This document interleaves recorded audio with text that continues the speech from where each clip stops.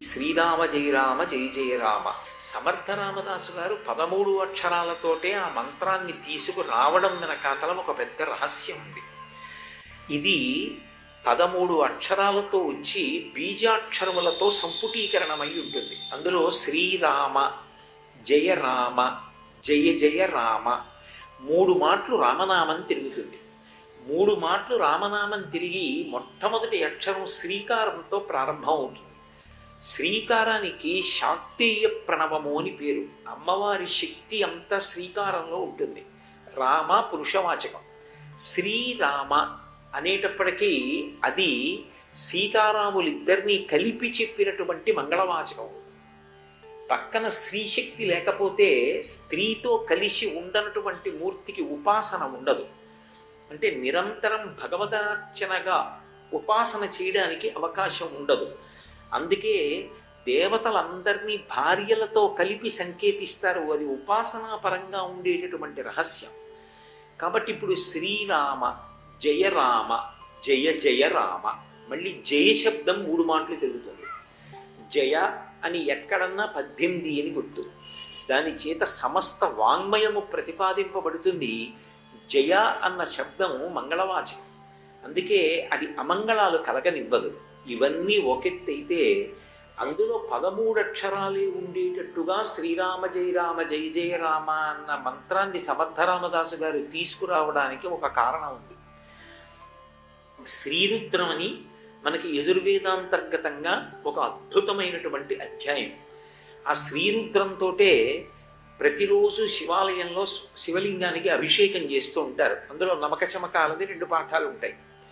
ఈ శ్రీరుద్రంలో శంకర అనేటటువంటి నామం అత్యంత కీలకం. ఎందుకని అంటే శం కరోతి ఇది శంకర, ప్రత్యక్షంగా శుభాల్ని తీసుకొచ్చి అందించేటటువంటి వాడెవరో ఆయనని శంకర అని పిలుస్తారు. శంభు అంటే సుఖముల యొక్క ఉత్పత్తి స్థానం. శంకర అంటే ఆ శుభములను తీసుకొచ్చి అందించేటటువంటి వాడు. అటువంటి శంకర అన్న నామం శ్రీరుద్రాన్ని ఘనపాఠంగా చెప్తే 13 మాటలు తిరుగుతుంది. 13 మాటలు శంకర అనేటటువంటి నామము తిరగాలి అంటే శ్రీరుద్రాన్ని ఘనపాఠంగా చెప్తారు. అది ఒక్క ఘనపాఠీలు మాత్రమే అలా చెప్పగలరు. అలా చెప్పగలిగినటువంటి ఘన చేత శంకర శబ్దము 13 మాటలు తిరిగేటటువంటి అద్భుతమైనటువంటి అధ్యాయము శ్రీరుద్రం. అటువంటి ఆ శ్రీరుద్రం ఏదైతే ఉందో అది పరమశక్తివంతమైనటువంటి అధ్యాయం యజుర్వేదంలో. శంకర నామం శ్రీరుద్రాన్ని ఘనగా చెప్తే 13 మాటలు తిరుగుతుంది. కాబట్టే ఆ శంకరుడే హనుమగా వచ్చారు కనుక ఆ హనుమ తత్వం ప్రకాశించాలి అంటే ఎక్కడ రామనామం ఉంటుందో అక్కడ ప్రకాశిస్తుంది. అందుకే శ్రీరామ జయ రామ జయ జయ రామ అని 13 అక్షరాలతో సమర్థరామదాసు గారు నిర్ణయం చేసి అంతటా కూడా వ్యాప్తి చేయడానికి కారణం అది. అందుకే శంకరుడే స్వామి హనుమగా వచ్చారు. అందుచేతనే మీరు జాగ్రత్తగా పరిశీలిస్తే వాయువు ఎవరో కాదు. వాయువు పరమశివుని యొక్క అష్టమూర్తులలో ఒకడు.